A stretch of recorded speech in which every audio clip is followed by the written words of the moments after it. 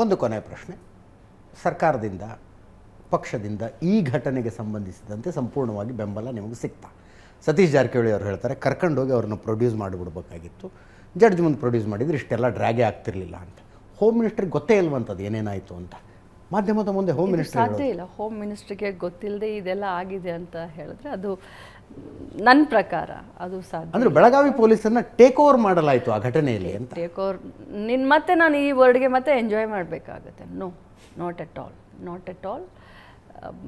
ಕಾನೂನು ಪ್ರಕಾರವಾಗಿ law and order ಹದಗೆಡುತ್ತೆ. ಯಾಕಂದರೆ ಇದು ಘಟನೆ ಆದಮೇಲೆ ನಾನು ಸುಮಾರು ಆಫೀಸರ್ ಹತ್ರ ಈ ಘಟನೆ 2-3 ದಿನ ಆಯಿತು, ಹಿಂಗೆ ಸುತ್ತಾಡಿಸಿದ್ರು, ಅವರ ವೈಭವೀಕರಣ ಆದಮೇಲೆ ನನಗೆ ಗಾಂಧಿ ಭಾರತ ಕಾರ್ಯಕ್ರಮದಲ್ಲಿ 2-3 ಜನ ಆಫೀಸರ್ಸ್ಗಳು ಸಿಕ್ಕಾಗ ನಾನು ಮಾತನಾಡಿದಾಗ ಲಾ ಆ್ಯಂಡ್ ಆರ್ಡರ್ಗೆ ಖಾನಾಪುರಕ್ಕೆ ಅವರು ಸಡನ್ನಾಗಿ ಅವ್ರಿಗೆ ಏನು ಮಾಡಬೇಕಂತಲೇ ಗೊತ್ತಾಗಲಿಲ್ಲ.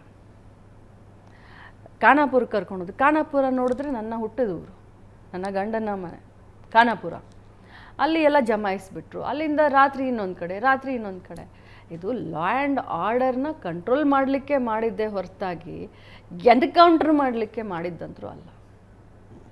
ನೀವು ಪೊಲೀಸರನ್ನು ಕೇಳಿದ್ರ ಸಿ ಟಿ ರವಿ ಅವ್ರು ಕೊಟ್ಟಿದ್ದ ಕಂಪ್ಲೇಂಟ್ FIR ಮಾಡಿದ್ರಾ, ಮಾಡಲಿಲ್ವಾ, ಯಾಕೆ ಮಾಡಲಿಲ್ಲ ಏನಾದ್ರು ಕೇಳಿದ್ರ ತಾವು? ಇಲ್ಲ, ಆ ಸಂದರ್ಭ ಬಂದಿಲ್ಲ. ಅದು ನಾನು ಅಥವಾ ನಮ್ಮವ್ರು ಇದ್ದಾರೆ ಅವ್ರನ್ನೇನು ಮಾಡಬೇಡ ಅಂತ ಹೇಳುವಂಥ ಮೂರ್ಖಳು ನಾನಲ್ಲ. ಅವ್ರಿಗೇನು ಮಾಡಬೇಡ ಅಂತ ಹೇಳುವಂಥ ಮೂರ್ಖಳು ಅಲ್ಲ. ಪೊಲೀಸ್ ಮೇಲೆ ದಬಾವ ಹೇರುವಂಥ ಕಾರ್ಯಕ್ಕೂ ನನ್ನ ಕೈ ಹಾಕೋದಿಲ್ಲ. ಒಂದು ಮಾತನ್ನು ಹೇಳ್ತೀನಿ, ಪದೇ ಹೇಳ್ತೀನಿ, ಧೈರ್ಯದಿಂದ ಹೇಳ್ತೀನಿ. ಇಂಥ 1000 ಸಿ ಟಿ ರವಿ ಅವರು ಬಂದರೂ ಕೂಡ ನನ್ನನ್ನು ಇದನ್ನು ಮಾಡಲಿಕ್ಕಂತೂ ಸಾಧ್ಯ ಇಲ್ಲ, ನಿಲ್ಲಿಸ್ಲಿಕ್ಕಂತೂ ಸಾಧ್ಯ ಇಲ್ಲ. ನನ್ನ ಕಾನ್ಫಿಡೆನ್ಸನ್ನು ಇದನ್ನು ಮಾಡಲಿಕ್ಕಂತೂ ಸಾಧ್ಯ ಇಲ್ಲ. ಎಂತೆಂಥ ಘಟಿಗಳ ಎದುರುಗಡೆ ನಿಂತ್ಕೊಂಡು ಹೋರಾಟ ಮಾಡಿ ಇಲ್ಲಿ ಮಟ್ಟಿಗೆ ಬೆಳೆದಿದ್ದೀನಿ ನಾನು. ಆ ಒಂದು ವರ್ಡ್ನಿಂದ ನನ್ನ ಮನಸ್ಸಿಗಷ್ಟೇ ನೋವಾಗಿದೆ. ಇಡೀ ರಾಜಕಾರಣ ಒಂದು ಹೊಲಸಾಟ. ಇವತ್ತು ನೋಡುವಂಥ ಒಂದು ಭಾವನೆನೇ ಬೇರೆ. ರಾಜಕಾರಣ ಅಂದ್ರೇ, ರಾಜಕಾರಣಕ್ಕೆ ಮೊದಲೇ ಮಹಿಳೆಯರು ಬರೋಕ್ಕೆ ಭಾಳಷ್ಟು ಮುಜುಗರ ಪಡ್ತಾರೆ. ಇಂಥ ಸಂದರ್ಭದಲ್ಲಿ 33% ಅಂತ ಹೇಳಿ ರಿಸರ್ವೇಷನ್ ಎಲ್ಲ ತೆಗೆದುಕೊಂಡು ಬರಲಿಕ್ಕೆ ಹೋಗ್ತಾ ಇದ್ದಾರೆ. ನನ್ನ ಗತಿನೇ ಇದಾದರೆ ಸಾಮಾನ್ಯ ಹೆಣ್ಮಕ್ಕಳು ಯಾವ ಮಟ್ಟಿಗೆ ರಾಜಕಾರಣದಲ್ಲಿ ಬರಲಿಕ್ಕೆ ಧೈರ್ಯ ಪಡ್ತಾರೆ? ನಾಳೆ ದಿವಸ ಅಚಾನಕ್ಕಾಗಿ ಸಿ ಟಿ ರವಿ ಅವರು ಎದುರಿಗೆ ಸಿಕ್ಕರೆ ಏನು ಹೇಳ್ತೀರಿ? ಫೇಸ್ ಟು ಫೇಸ್ ಎದುರಿಗೆ ಸಿಕ್ಕರಪ್ಪ, ನಾನು ಅವ್ರನ್ನ ನೋಡ್ಲಿಕ್ಕೂ ಹೋಗೋದಿಲ್ಲ.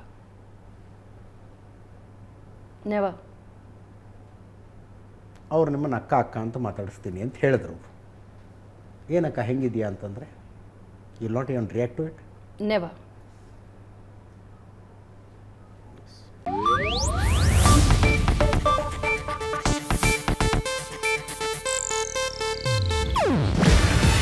ಇದು ಏಷ್ಯಾನೆಟ್ ನ್ಯೂಸ್ ನೆಟ್ವರ್ಕ್ ಪ್ರಸ್ತುತಿ. ನೀವು ನೋಡ್ತಿದ್ದೀರಾ ಏಷ್ಯಾನೆಟ್ ಸುವರ್ಣ ನ್ಯೂಸ್.